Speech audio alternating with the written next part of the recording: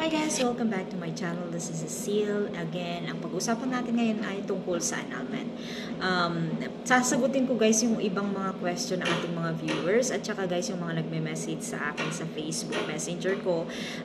Gusto kong sagutin guys yung mga nagtatanong. Kaya lang, kasi yung iba hindi ko nasasagot kaagad. Pasensya na po kayo. Pero ito guys, yung main na nagtanong sa akin kung magkano daw ang nagastos ko doon sa aking application ng annulment dito sa Pilipinas.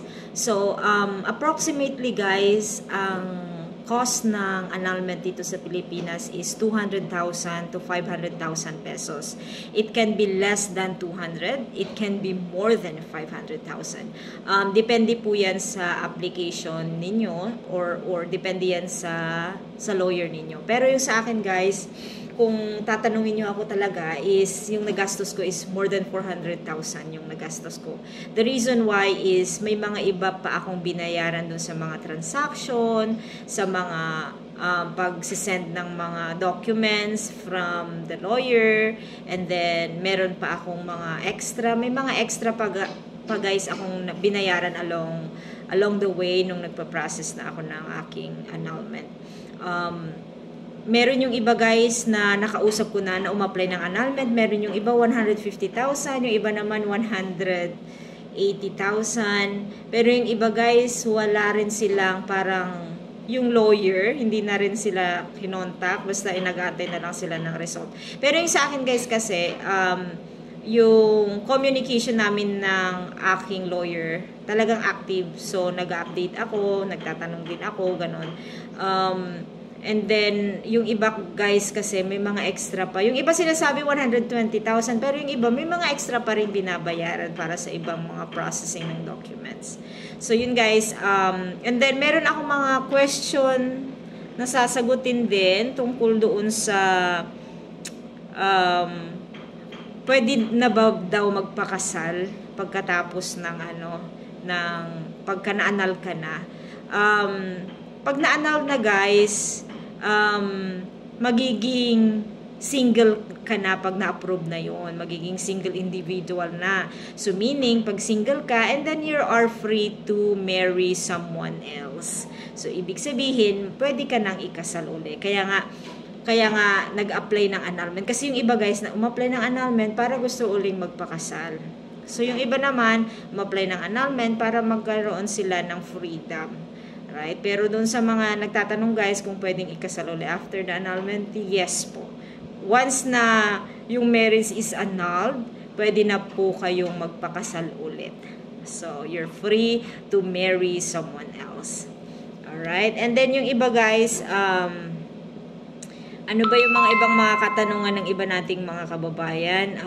Ano ba yung mga dahilan o yung mga reason na pwede mong actually ito guys, may nagtanong sa akin, yung nag-cheat ba na husband mo or wife mo, pwede mo siyang pwede kang umapply ng annulment against doon sa ex or ex-husband or ex-wife mo. Actually hindi siya ground ng hindi siya ground ng nullity of marriage ang pag-cheat. Pero ang common na parang base na pwede mong i-reason for your application of annulment is yung psychological incapacity. Meaning yung ex mo ay hindi siya psychological capacity, right? So, yung iba naman, the reason na umapply sila yung intimidation, yung iba. Yung iba, fraud. Kanya-kanyang mga grounds yan kung ano yung grounds yung i-apply mo. Pero yung cheat, guys, hindi lang porket nag-cheat siya, hiwalay na kayo, and then nag-cheat siya, pwede ka nang umapply ng annulment. Marami siyang procedure, guys. Kailangan yung grounds kailangan. Yung kasi yung grounds pinaka-highlights yan sa application ng annulment. But cheating is not the only way para pwede kang umapply ng ng annulment dito sa Pilipinas. And then, yung ibang mga question guys, sasagutin natin. Pwede ka ba daw mag-apply ng annulment dito sa Pilipinas pag ikaw ay nasa abroad? Yung mga ibang kababayan natin kasi guys, di ba, overseas workers sila, and then gusto nilang umapply ng annulment. So yung iba nagtatanong sa akin kung pwede silang upa-apply even though they are from overseas, right?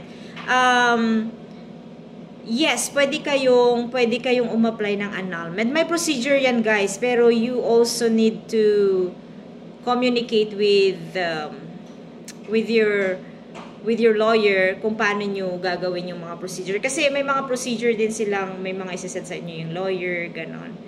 Pag nasa overseas kayo, yung mga requirements, may mga requirements na kayo ay nagtatrabaho sa ibang bansa. So, depende yan sa inyo kung ano yung sasabihin ng lawyer. But yes, pwede kayong umapply even you are outside the Philippines. Alright. So, yung ibang mga nagtatanong sila, sabi nila, okay, for how many years daw, for how many years na separated kayo, na pwede ka nang umapply ng annulment. Actually guys, sa akin sa explanation kasi, kailangan at least 5 years yung actual na separation ninyo ng iyong ex-wife or ex-husband. So meaning, pag 5 years or more na kayong hindi nagsasama sa iisang bubong, meaning you are not living together within 5 years straight, you can apply for annulment. Some people kasi guys, they don't live with their ex-wife or ex-husband for long time. And then nagtatanong sila, pwede na ba ako umapply? Yes, pwede na po kayong umapply. At least you are separated with your husband for more than 5 years. For 5 years. Yung actual na separation. Yes, pwede na kayong umapply. And then what else? Yung mga question nila. Okay, sabi nila, ano yung mga pinaka mabilis or fastest way daw para ma-annul kasi dito sa Pilipinas?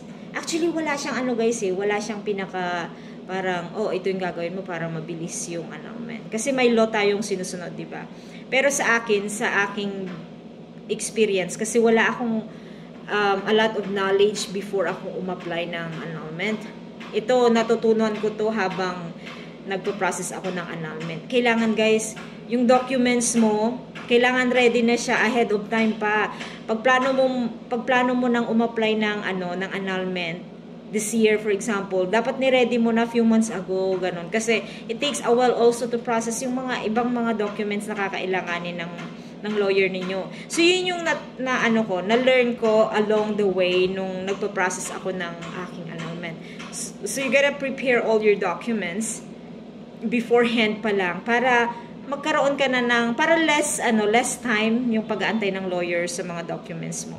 And then also, na-learn ko din from my experience na kailangan, the best thing actually is to hire a lawyer na talagang, kahit legit lawyer, it doesn't matter, na talagang siya, yung inclined siya doon sa annulment. Kasi may mga lawyers guys na hindi rin sila inclined sa annulment.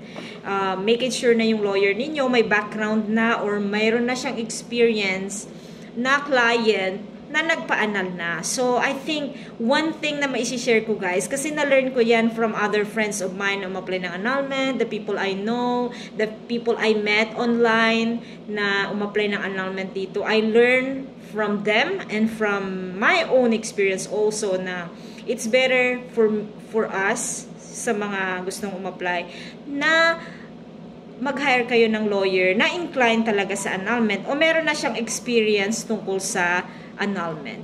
Okay, yun yung maipapayo ko lang sa inyo guys.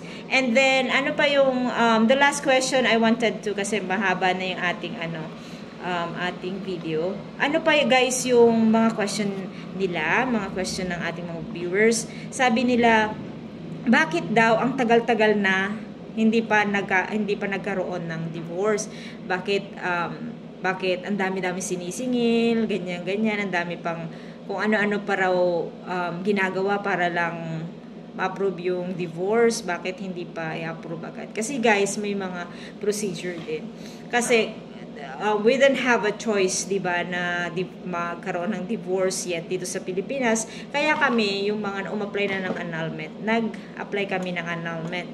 Kasi nga, yung iba gustong magpakasal uli or gustong magkaroon ng freedom from your ex-husband or ex-wife.